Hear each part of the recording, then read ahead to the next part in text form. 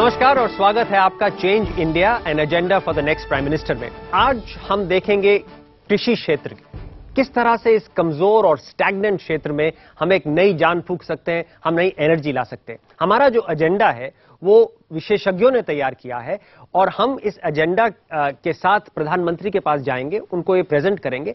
10 point का हमारा agenda है जिससे कि नई शक्ति डाली जा सकती है हमारे कृषि क्षेत्र में। आज हमारे साथ 3 विशेषज्ञ हैं। उनमें से हैं प्रोफेसर योगेंद्र अलग, जो देश के टॉप एग्रीकल्चरल इकोनॉमिस्ट में से एक हैं और एक मशहूर पॉलिसी मेकर भी हैं।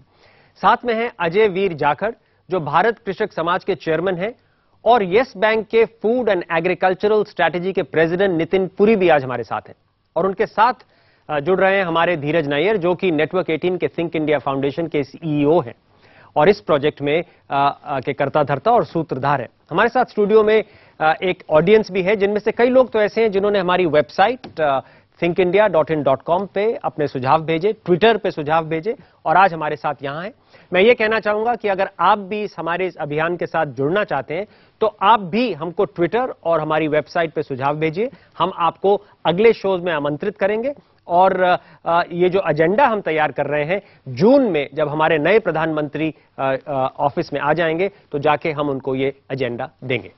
तो पहली जो हमारी रिकमेंडेशन है प्रधानमंत्री जी के लिए वो है कि जो मिनिमम सपोर्ट प्राइस है, जिससे आप दाम एक बार सरकार तय कर देती है और ये पॉलिसी जो है हिंदुस्तान में एक रिचुअल सी बन गई है, अब उसको अबॉलिश कर दीजिए। क्योंकि उससे क्या होता है कि राइस और व्हीट पे ज्यादा कंसंट्रेशन होती है, वो ज्यादा पैदा होते हैं। और जो आजकल हमारा जो फूड हैबिट देश का हो गया है, जिसमें लोग वेजिटेबल भी लेते हैं, मिल्क भी लेते हैं, फ्रूट भी लेते हैं, पोल्ट्री भी लेते हैं, वो उनके दाम घटते नहीं है, क्योंकि सारा एक डिस्टॉर्टेड सिग्नल, सारा जो दाम की सपोर्ट इन 2 क्रॉप्स को चली जाती है। हम कह रहे हैं उसको हटा दीजिए, उसकी जगह इनकम सपोर्ट दीजिए फार्मर को।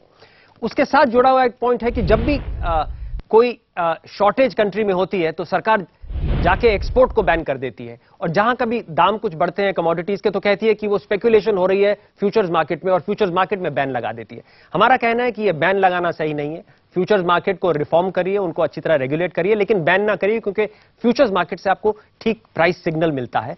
और एक्सपोर्ट को बैन मत कीजिए, क्योंकि अगर हमारे फार्मर को, हमारे किसान को दाम बाहर की मार्केट में ज्यादा अच्छा मिल रहा है तो क्यों ना उसकी आमदनी बढ़े, क्यों ना वो एक्सपोर्ट करे। और अगर शॉर्टेज होती है कंट्री में किसी कमोडिटी की, तो आपका जो इंपोर्टिंग मैकेनिज्म होना चाहिए वो इतना दुरुस्त होना चाहिए कि आप जल्दी से इंपोर्ट कर पाएं कोई शॉर्टेज देखने के लिए। तो प्रोफेसर अलग, ये 2 पॉइंट हैं हमारे। देखिए, ये कहना कि अभी हमारी जो समस्याएं हैं वो खाली धान और गेहूं में नहीं है। धान और गेहूं में तो हिंदुस्तान के किसान ने 20 साल के अंदर अंदर बता दिया है, जो आप मांगोगे मैं दे दूंगा। अब उसका निर्यात भी हो रहा है। लेकिन अब समस्या ये है कि अगर आपका विकास 6-7% है हर एक साल में, अब इस साल में तो नहीं होगा, पर अब ये इतने युवान लोग हैं तो हमारा विकास का दर तो हाई होगा ही, तो उसमें इन चीजों की मांग बढ़ेगी। राइट। गेहूं और चावल की मांग तो 1-2% साल में बढ़ती है, और वो भी जो अर्बन लोग हैं या बेटर ऑफ लोग हैं उनकी तो घटती है जी। लेकिन तिलहन, चीनी, फल, सब्जी, मुर्गी, दूध, इस सब की मांग 10 से 12% बढ़ेगी अगर आपका विकास का दर 6-7% होगा। इनकम इलास्टिसिटी ऑफ डिमांड 2 है जी। तो इन सब चीजों के लिए सपोर्ट प्राइस तो संभव ही नहीं है जी।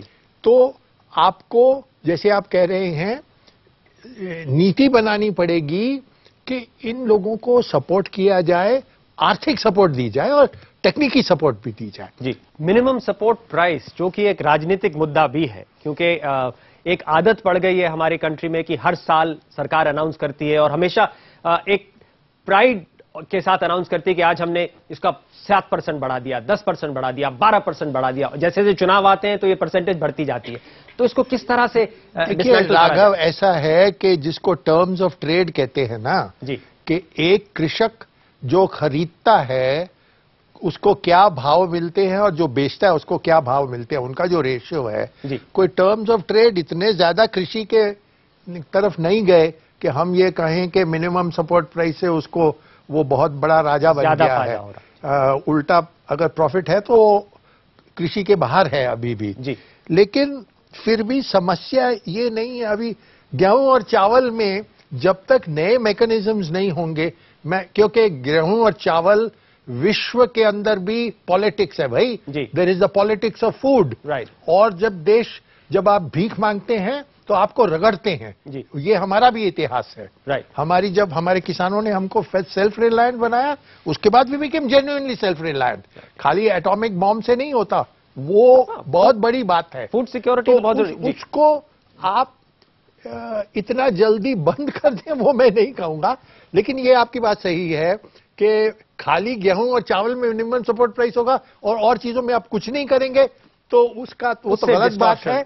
लेकिन किसान के टर्म्स ऑफ ट्रेड इंप्रूव करने चाहिए, नहीं तो वो पैसा नहीं डालता अपनी जमीन में, अपने पानी में। अजय, हमारा एक तीसरा पॉइंट भी है, वो मैं आपको पढ़ के बता दूं, और जब आप जवाब दें तो उसको भी इंक्लूड कर दीजिए कि एग्रीकल्चर प्रोड्यूस मार्केटिंग कमेटी, जो मंडीज है, जिसमें हम कहते हैं कि अनाज जाके बेचा जाए, तो हमने देखा है कि वो जो कई जगह जाके वो कार्टेल सा बन गया है, जिससे कि जो टर्म्स ऑफ ट्रेड हैं वो फार्मर के फेवर में तो नहीं है, लेकिन इन ट्रेडर्स के फेवर में ज्यादा आ गए। तो हम कह रहे हैं उसको भी आप अबॉलिश कर दीजिए। देखो, मेरे हिसाब से तो मिनिमम सपोर्ट प्राइस की जरूरत है, और 30-40% किसान वो पैदावार कर रहे हैं जिसपे उनको मिनिमम सपोर्ट प्राइस नहीं मिल रही है, राइट। तो उनके बारे में भी सोचना पड़ेगा। उनको अपने इनकम सपोर्ट पॉलिसी से वहां से अपने शुरुआत कर सकते हैं, वहां पे टेस्ट कर सकते हैं। जहां तक सवाल एपीएमसी एक्ट का है जी, किसान को जगह चाहिए अपना सामान बेचने के लिए, वो बहुत जरूरी है। अगर आप एपीएमसी हटा देंगे तो उसके बदले क्या आएगा? बिहार में कोई परिवर्तन हुआ? वहां पे एपीएमसी नहीं है। तो ये चीज सोचने वाली है कि ये ब्लैक एंड व्हाइट नहीं है कि एक चीज को हटा दिया दूसरा कामयाब हो जाएगा। ये एक जिक्सॉ पजल है, सबका अपने को मिश्रण करना पड़ेगा, एक कॉम्बिनेशन बनाना पड़ेगा। तो धीरज, आप बताइए ये कि अगर जो हमने जो सुझाव दिया है कि अगर इसको एपीएमसी को अबॉलिश करते हैं और फ्री मार्केट बनाते हैं, तो अजय कह रहे हैं कि अभी भी थोड़ा प्रोटेक्शन होना चाहिए। हाँ, लेकिन प्रोटेक्शन होना चाहिए किसानों के लिए, मिडिलमैन के लिए नहीं। हमारे ये जो पूरी कृषि इकोनॉमी है, ये मिडिलमैन का बहुत, जो बीच के दलाल होते हैं उनको बहुत फायदा होता है। एक ऐसा सिस्टम डिवाइस करना पड़ेगा जहां मिडिलमैन का फायदा ना हो, किसान का फार्मर का फायदा हो, और हम जो अंत में कंज्यूम कर रहे हैं उनका फायदा हो। तो एपीएमसी जो है वो ये बैलेंस नहीं कर पा रहा है। ये राघव, खाली एपीएमसी की बात नहीं है। 4 करोड़ किसान, अगर आप सेंसस का डेटा देखें जी, वो अब गांव से लेके छोटे शहरों में जाते हैं बेचने के लिए, क्योंकि हिंदुस्तान का विकास हो रहा है जी। उनकी मांग है, वो मांग खाली गेहूं चावल की नहीं है जी, वो मांग है मुर्गी के दूध की, सबकी। तो इन सब चीजों के लिए मार्केट्स तो चाहिए जी। मार्केट्स नहीं होंगी तो वो बेचारी किसान, और वो किसान कई बार तो उसमें कोई पॉइंट बाजार पे, वो सड़क पे खड़ी रहती है और उसको कोई फायदा नहीं मिलता जी। तो बाजार तो चाहिए जी। अब एपीएमसी चाहिए नहीं, ये दूसरी बात है जी। बाजारी इंफ्रास्ट्रक्चर थोड़ा सा इसके इतिहास में भी जाना चाहिए। एपीएमसी बनी क्यों भारत में? एक तो आपको भाव पता चलता है मंडी में जाके, और एक आप अपना ट्रांजैक्शन कर पाते हैं, अपना माल बेच पाते हैं। देखिए, मंडी तो होना है, जरूरी है, लेकिन आज टेक्नोलॉजी में इतना सुधार हो गया, विस्तार हो गया है, घर बैठे मोबाइल पे आपको पता चल जाता है दिल्ली में कि औरंगाबाद में दाल का क्या भाव है। तो एपीएमसी का वो प्राइस डिस्कवरी का रेलेवेंस नहीं रहा है, और अब आपके पास फ्यूचर्स एक्सचेंज है। और अगर आप रेगुलेट कर पाए even in an open market, there is no need to have physical place जहां पे आपको जाने की जरूरत हो, जो कि रेगुलेटेड हो, क्योंकि उसमें शोषण ज्यादा होता है। और इन सब चीजों को रोकने के लिए कानून है, पर कानून इस्तेमाल नहीं किया जा रहा है। ये जो मंडी में किसानों को लूटा जाता है, उनके लिए भी कानून है। तभी तो अजय हम कह रहे हैं कि अगर एक झटके में, तो खैर ये इतना बड़ा चेंज कभी आएगा नहीं, लेकिन हम कह रहे हैं कि अगर आप एक व्यवस्था फ्री मार्केट की तरफ जाएं, 1 साल लगे उसको, 2 साल लगे, कैलिब्रेटेड वे में जाइए, इनकम सपोर्ट प्रोग्राम लेके आइए, मंडीज का संभव है, वो संभव है और होना चाहिए। हम कह रहे हैं कि अदरवाइज अगर आप कंट्रोल रखेंगे तो डिस्टॉर्शन कंट्रोल का एक दूसरा नाम है। मैं थोड़ा ऑडियंस के पास जाना चाहता हूं। कोई सवाल? मेरा कहना यह है कि बहुत बार हम लोग जब भी एग्रीकल्चर वैल्यू चेन की बात करते हैं तो हम लोग दलालों पे या बिचौलियों पे आ जाते हैं। एक बात कहनी आसान है कि इनको हटा दीजिए, बट वो जो काम कर रहे हैं उसको हटाना बहुत मुश्किल होगा, because they are putting some value, that's why they are in the chain. तो हमें ये देखना पड़ेगा कि एज अ कंट्री, इस देश में हमारे पास बाकी व्यवस्थाएं प्लेस में है कि नहीं कि हम दलालों को हटा के काम कर पाए। ऐसी अभी कंपनियां हैं जो बड़ी बड़ी स्टोरेजेस बनाती हैं, वो भी पंजाब, हरियाणा और वेस्टर्न यूपी में नहीं, राजस्थान जो इन चीजों में पिछड़ा हुआ माना जाता है, मध्य प्रदेश में, और वो पैसा बना रही हैं। वो क्या करते हैं, जैसे साहब ने बोला कि किसान लेके आया गुआर, मिर्ची, तो उसको वो रसीद देते हैं, उस रसीद से वो कोलैटरल बनाते हैं, जी हाँ। उस रसीद के ऊपर वो फाइनेंस करते हैं। तो ये नए जो ढांचे आ रहे हैं प्रोड्यूसर कंपनीज के, ऐसी कंपनियां जो कि इन चीजों से पैसा बनाती हैं, तो ये हमको इसको बढ़ाना पड़ेगा। फाइनल एम होना चाहिए किसान को सबसे अच्छा दाम मिले, किसान की आमदनी बढ़े। तो हमारे जो एग्जिस्टिंग सिस्टम्स हैं वो करते हैं इसको, लेकिन बहुत और कॉम्प्लिकेशंस क्रिएट कर देते हैं। तो अगर आप किसान, अगर मैं किसान हूं, अगर गेहूं और चावल पे मेरे को मिनिमम सपोर्ट है तो मैं वही उगाऊंगा। मैं बैंगन तो नहीं उगाऊंगा ना, इसमें 30% लॉस भी हो जाता है, या सब्जियों में लॉस ज्यादा होता है। आप कह रहे हैं इसका प्राइस डिस्टॉर्टिंग है, और एक्सपोर्ट में भी, तो एक्सपोर्ट करने दीजिए, जहां भी किसान को अच्छा दाम मिलेगा वही उगाएगा, वही बेचेगा। तो सिग्नल मिलना बहुत इंपॉर्टेंट है, इसलिए ये सारे सुझाव उसी सिग्नल के लिए हमने दिए हैं कि किसान को सिग्नल मिले, सबसे अच्छा दाम मिले। जी अजय, फिर हम ब्रेक ले जाते हैं। जी, जो अपने बात कर रहे हैं एक्सपोर्ट बैन की, ये बिल्कुल नहीं होना चाहिए। वही हम कह रहे हैं कि बिल्कुल नहीं होना चाहिए। मैं आपको बताता हूं कि 3-4 साल पहले नरमे के, ये कॉटन के भाव 6-7 हजार रुपए आ गए थे, तो सरकार ने 13 बार कानून बदला एक साल में। 13 बार की एक्सपोर्ट नहीं हो पाए, कोई भी कारण से बदला, पर 13 बार एक साल में बदला। कुछ साल पहले चावल के दाम बढ़ गए थे तो उन्होंने धान का एक्सपोर्ट बैन किया। इंडिया का रेट 3 गुना कम था दुनिया से जी, उसी हिसाब से ग्वार का एक्सपोर्ट उन्होंने बैन किया। तो वही, अब ग्वार तो ईटेबल आइटम ही नहीं है अजय, वही तो वो यूएसए गवर्नमेंट खरीद रहा है, उन्होंने बैन करके 32,000 से रेट लाके 3,000 छोड़ दिया। तो वही तो बात हम कह रहे हैं कि फ्री मार्केट से हमारा मतलब, फ्री मार्केट से हमारा मतलब यही है कि आप उसको जो प्राइस सिग्नल है वो फ्री दीजिए, उसको आप कंट्रोल करेंगे, डिस्टॉर्ट करेंगे, क्वांटिटेटिव रिस्ट्रिक्शन लगाएंगे, एक्सपोर्ट बैन लगाएंगे, फ्यूचर मार्केट बैन करेंगे, तो उसको प्राइस सिग्नल नहीं मिलता। तो ये प्रधानमंत्री के लिए जो ये तो मुश्किल है पॉलिटिकली, लेकिन इसके फायदे इतने हैं कि जो भी नए प्रधानमंत्री हों उनको ये करना चाहिए। आप बने रहें हमारे साथ, हमारी वेबसाइट पे जाइए thinkindia.in.com पे अपने सुझाव दीजिए, और थोड़ी सी छोटी सी ब्रेक के बाद हम वापस आते हैं।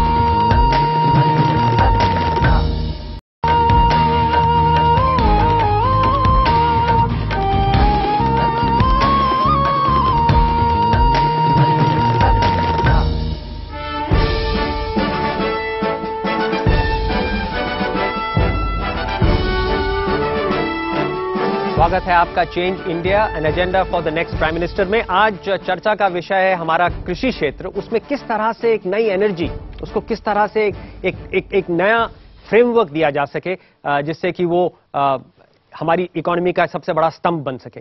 तो हमने देखा कि 3 हमने एजेंडा आइटम पहले डिस्कस किए हैं। उनमें कॉमन बात यही है कि जो प्राइस सिग्नल फार्मर को जाना चाहिए वो फ्री होना चाहिए। तो आप जिस तरह के आपके बैन है, कंट्रोल है, price, minimum price setting mechanism है, उन सबको धीरे धीरे हटा दीजिए, फेज आउट कर दीजिए, और फार्मर को फ्री कर दीजिए कि अगर उसको एक्सपोर्ट का दाम ज्यादा मिलता है तो उसको करने दीजिए, अगर उसको मंडी से ज्यादा अच्छा दाम मिलता है तो उसको फ्यूचर मार्केट से अगर प्राइस डिस्कवरी होती है तो होने दीजिए। तो वो 3 पॉइंट उससे रिलेटेड थे।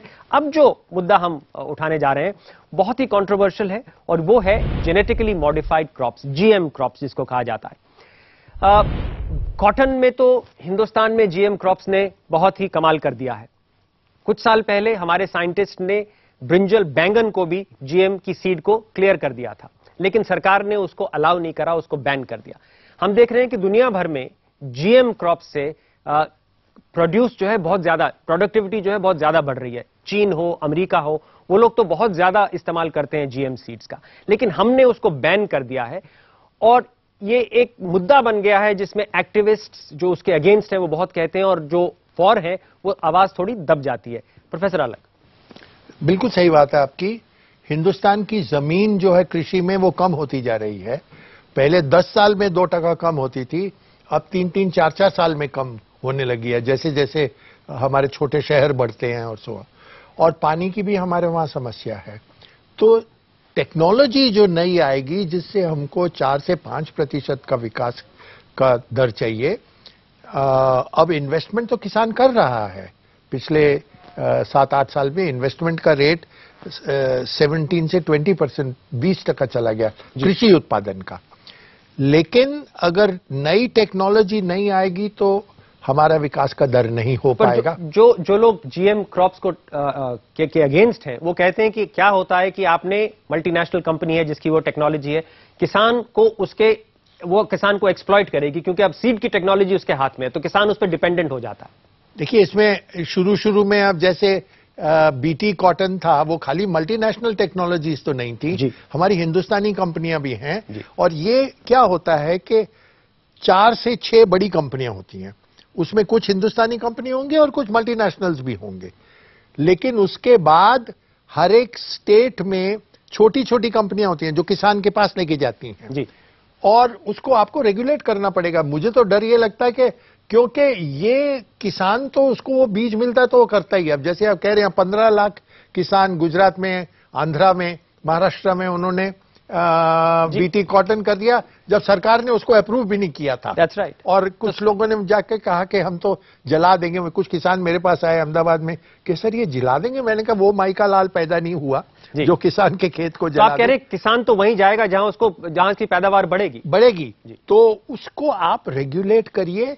और खास करके हमारे साइंटिस्ट को हम कितना गलत सिग्नल दे रहे हैं। देखिए, एक कानून था 1995 में बनाया गया, उसमें एक रीत थी, उसमें एक स्ट्रक्चर था, उसमें ब्रिंजल गया, उसमें कपास का पहले जाना तमाम टेस्ट क्लियर हो गए, तमाम रेगुलेशन ठीक हो गई जी। अब नया कानून आप बना रहे हैं, जरूर बनाइए, पर जब तक नहीं है, वो कानून भी स्वामीनाथन साहब ने बनवाया, उनकी कमेटी से निकला था, उस वक्त मैं मंत्री था, तो वो उसको आप बाहर लोग शोर मचा के उसको बदल देंगे तो बिल्कुल गलत बात है।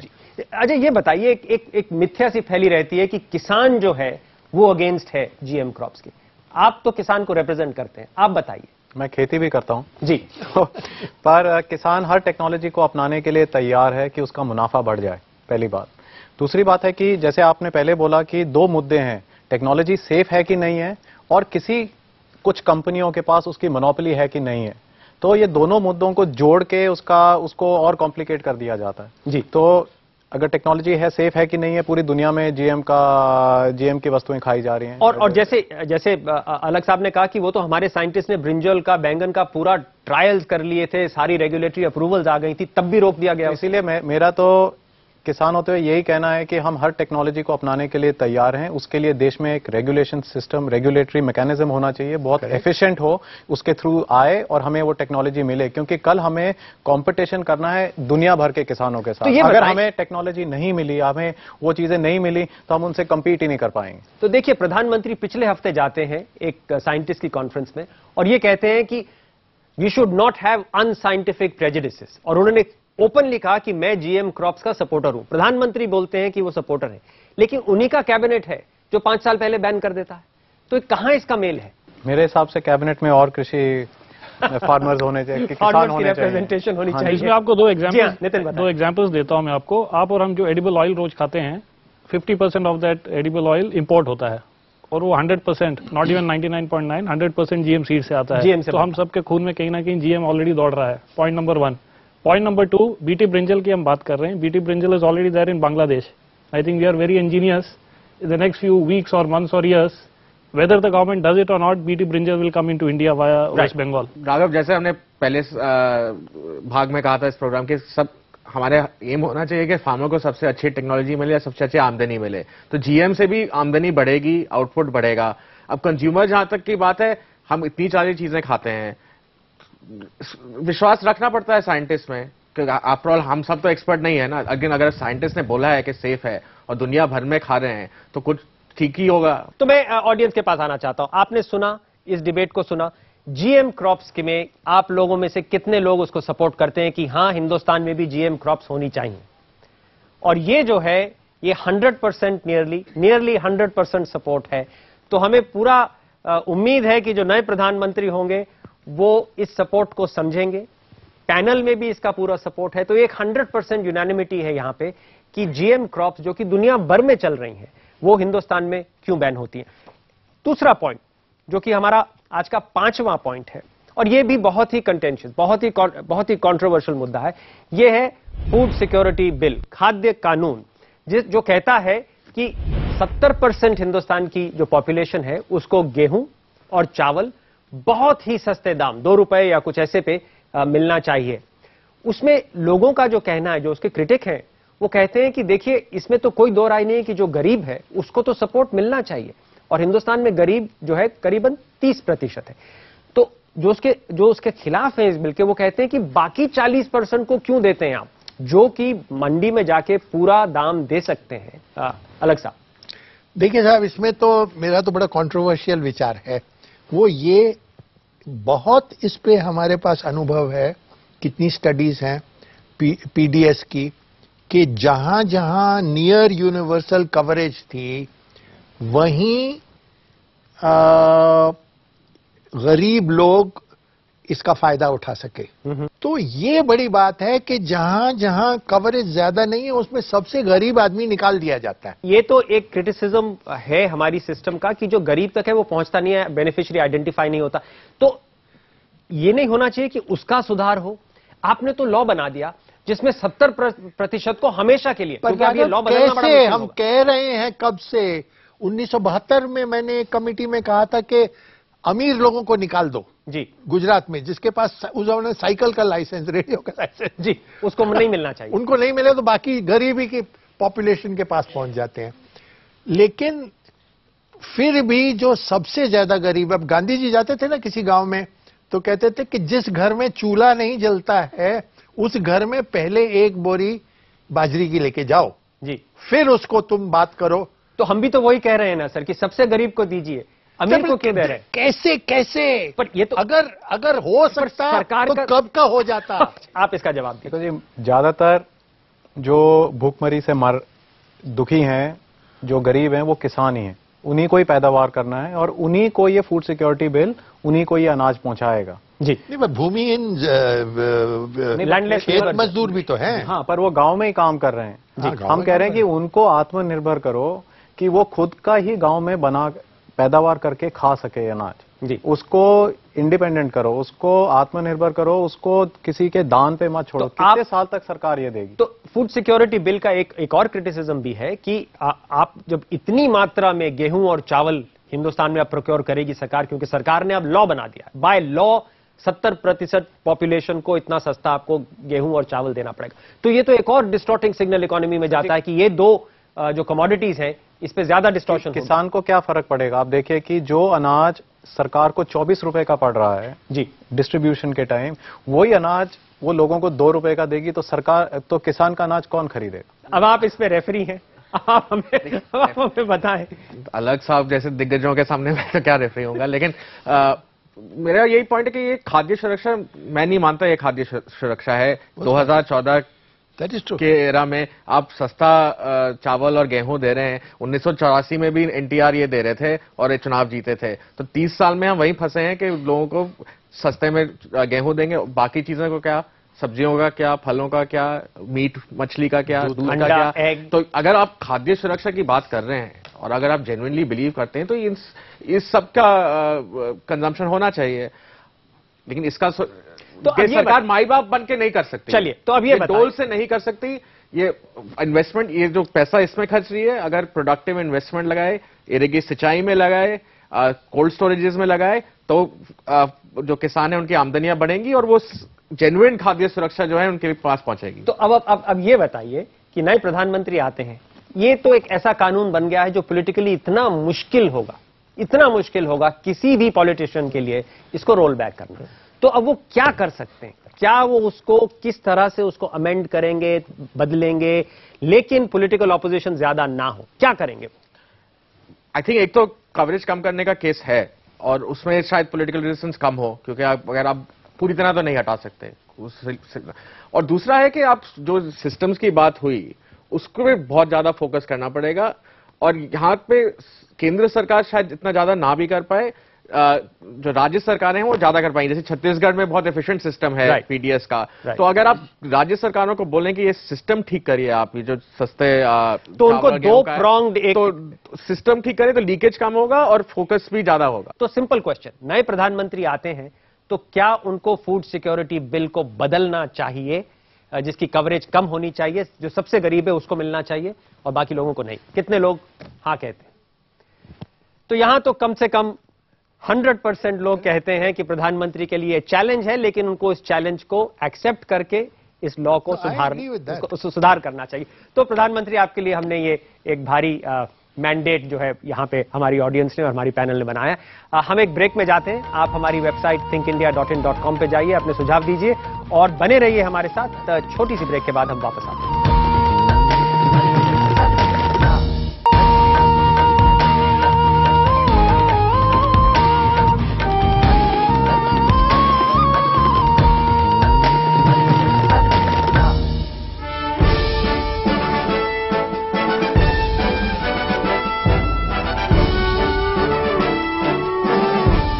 स्वागत है आपका change India and agenda for the next prime minister में। आज चर्चा का विषय है कृषि क्षेत्र, जो हमारा कमजोर क्षेत्र है, इसको किस तरह से दोबारा से इसमें शक्ति फूंकी जा सके। हमने 5 एजेंडा आइटम्स अभी तक डिस्कस करे हैं और उनमें जो 2 बड़े मुद्दे आ रहे हैं, एक तो है कि ये जो कंट्रोल की जो रेजीम बनाई हुई है एग्रीकल्चर में कि यहां बेच सकते हैं, वहां नहीं बेच सकते, इतने दाम पे बेचेंगे, एक्सपोर्ट नहीं कर सकते हैं, फ्यूचर्स मार्केट को बंद कर दीजिए, ये सब हटा दीजिए।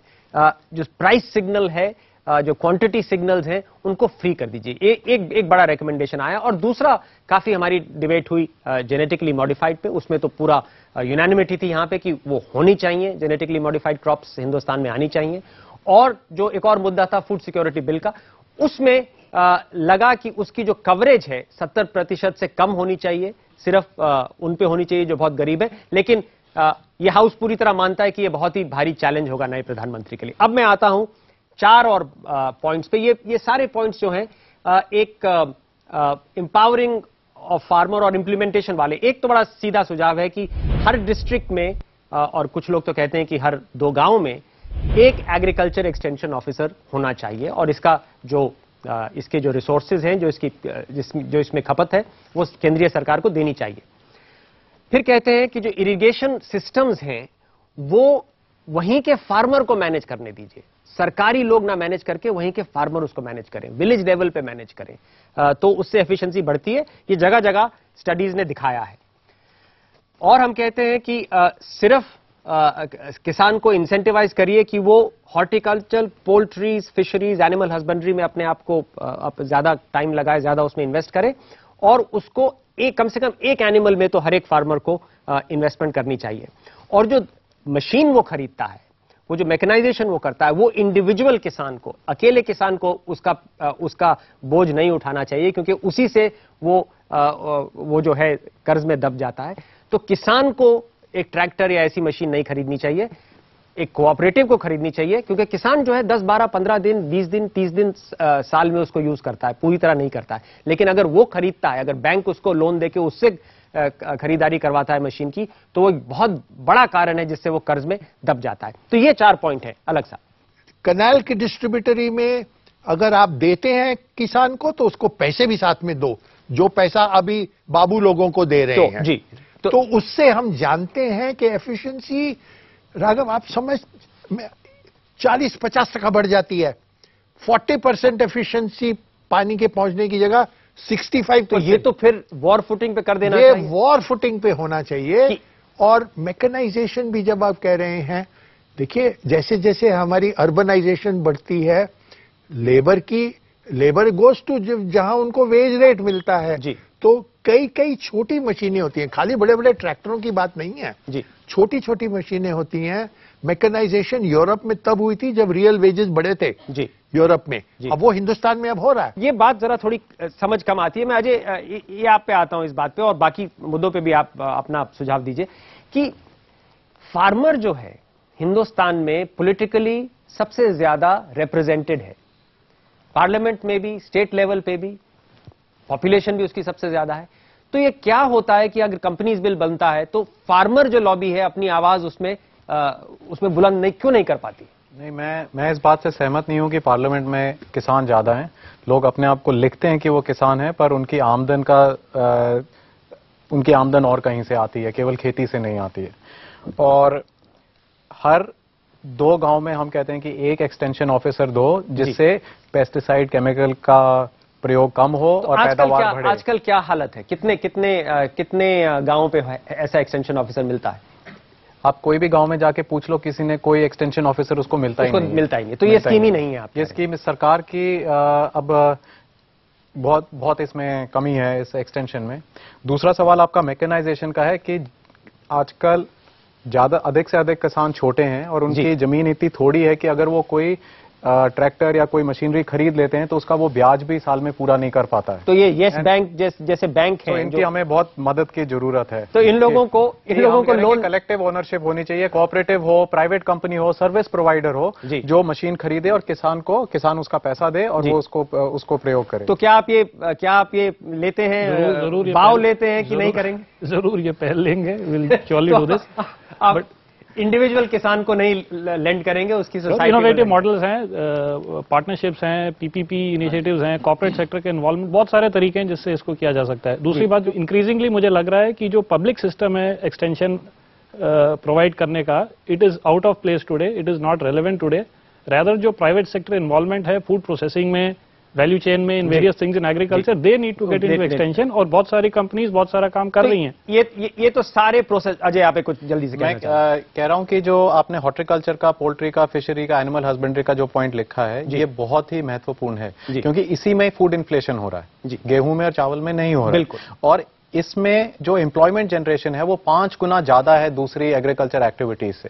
तो इसमें एम्प्लॉयमेंट भी बढ़ेगा, इन्फ्लेशन भी घटेगा और न्यूट्रिशन भी मिलेगा। जैसे एक साथी ने पहले कहा था कि न्यूट्रिशन का सवाल है, इससे न्यूट्रिशन भी मिलेगा। तो ये डाइवर्सिफिकेशन ही आगे जाने के लिए सबसे महत्वपूर्ण मुद्दा है। तो आखिरी पॉइंट पे आते हैं, और ये पॉइंट नेशनल एग्रीकल्चरल इंश्योरेंस से जुड़ा हुआ है कि आप इंश्योरेंस करवाते हैं, सरकार करवाती है या हम लोग प्राइवेट भी करवाते हैं, तो हर तरह का एसेट जो है, हर तरह का इंश्योरेंस मिल जाता है, फायर के अगेंस्ट, टेररिज्म के अगेंस्ट, फ्लड के अगेंस्ट। लेकिन एग्रीकल्चर में अगर इंश्योरेंस बड़े पैमाने पर लाया जाए तो फार्मर को प्रोटेक्शन मिलती है उसकी इनकम की, और उसका जो रिपल इफेक्ट है, जो डाउनस्ट्रीम इफेक्ट है, वो बहुत ज्यादा है। अलग साहब, आपका इसमें क्या कहना है? देखिए साहब, इसमें हमारा दिमाग इस बात पे क्लियर होना चाहिए कि किसान की इनकम की जो हम सपोर्ट देते हैं ना, वो तो जैसे आपने कहा इनकम्स पॉलिसी से और टैरिफ पॉलिसी से और उन तरीकों से देंगे या इंफ्रास्ट्रक्चर बनाएंगे। इंश्योरेंस का मतलब यही होता है कि जो विद इन द ईयर या बिटवीन ईयर्स जो मौसम खराब हो गया, सूखा हो गया, हाँ, वो कोई दुनिया में भाव गिर गए जी, तो उसके लिए प्रीमियम काफी होगा जी। तो आप कह रहे हैं इंश्योरेंस काफी महंगी होगी किसान के लिए? वो एफिशिएंटली आपको वर्कआउट करना चाहिए। इंश्योरेंस कंपनी की इनएफिशिएंसी के कॉस्ट नहीं देनी चाहिए जी। और अगर वो बहुत छोटा किसान वो प्रीमियम नहीं दे सकता तो वो सरकार को देना पड़ेगा। तो ये अजय क्यों नहीं हो पाई है ये स्कीम्स हिंदुस्तान में, क्यों नहीं? अब आप फिर कहेंगे कि कैबिनेट में फार्मर नहीं बैठे, वो एक कारण हो सकता है, पार्लियामेंट में भी नहीं बैठे, पार्लियामेंट में नहीं बैठे। तो अब यही है कि लगता है हम लोगों को कि फार्मर की लॉबी इतनी है, लेकिन इस तरह की जो सुझाव है जो कि बहुत बेनिफिशियल है, और सरकार हजारों करोड़ रुपया खर्च करती है कई और एग्रीकल्चरल स्कीम्स में, अगर इसमें वो 50% भी आके प्रीमियम सपोर्ट देती है फार्मर के इंश्योरेंस में, तो उसका तो बहुत ज्यादा भला होगा। हम तो बहुत सिंपल सा कह रहे हैं कि पहले फार्मर से 50 पैसे लो और फिर सरकार उसमें अपना 50 पैसा ऐड तो मैचिंग कंट्रीब्यूशन दो। इससे फार्मर भी उसमें इन्वॉल्व होएगा, उससे इंश्योरेंस कंपनीज भी अच्छी स्कीम लाएंगी। आप तो बैंकिंग क्षेत्र से आते हैं, तो इंश्योरेंस का कवरेज एग्रीकल्चर में किस तरह से अगेन वॉर फुटिंग पे स्प्रेड हो सकता है और इफेक्टिव हो सकता है? एक तो एक्चुअरियल लेवल पे, जैसे हमने पहले भी बात करी थी, डेटाबेस जनरेट करने की और इंफॉर्मेशन जनरेट करने की बहुत जरूरत है, which can come up with a scientific model to administer insurance products. Number 1, सब कुछ तो हो सकता है, वो कोई नंबर 1, वो कोई इतना मुश्किल काम तो है नहीं। नंबर 2, ये एक ऐसी चीज है जो एक रिस्क मिटिगेशन मैकेनिज्म है, और फार्मर सबसे बड़ा रिस्क लेने वाला आदमी है इन दिस होल वर्ल्ड, तो उसको चाहिए तो है ही है, but he is not attuned to paying, वो खर्च नहीं करना चाहता है, बिकॉज जैसे अलग साहब ने भी कहा था कि उसे, लेकिन अगर उसको बेनिफिट पता चले, लेकिन उसमें समय लगेगा नहीं, उसके क्षमता नहीं है पैसे देने की, वो खर्च करना चाहता है, नहीं वो खर्च नहीं करना चाहता है, उसकी क्षमता नहीं है, क्षमता परखना भी चाहता है, तो वहां पे सरकार का सपोर्ट बहुत जरूरी हो जाता है, उसके लिए सरकार का सपोर्ट जरूरी है। धीरज बताइए। हाँ बिल्कुल राघव, इंश्योरेंस होना चाहिए, और ऐसा नहीं होना चाहिए कि ये भी फूड सिक्योरिटी की तरह या नरेगा की तरह डोल हो जाए, मतलब कि ये सरकार दे रही है आपको, आप खुश रहें इससे। तो फार्मर का इन्वॉल्वमेंट होना चाहिए, फार्मर की को पेमेंट होनी चाहिए, जैसे अजय ने कहा 50-50% दोनों दें। तो प्रधानमंत्री जी, हमने आपके लिए ये 10 पॉइंट का एजेंडा बनाया है। जाने से पहले एक नजर लेते हैं इन 10 के 10 पॉइंट पे।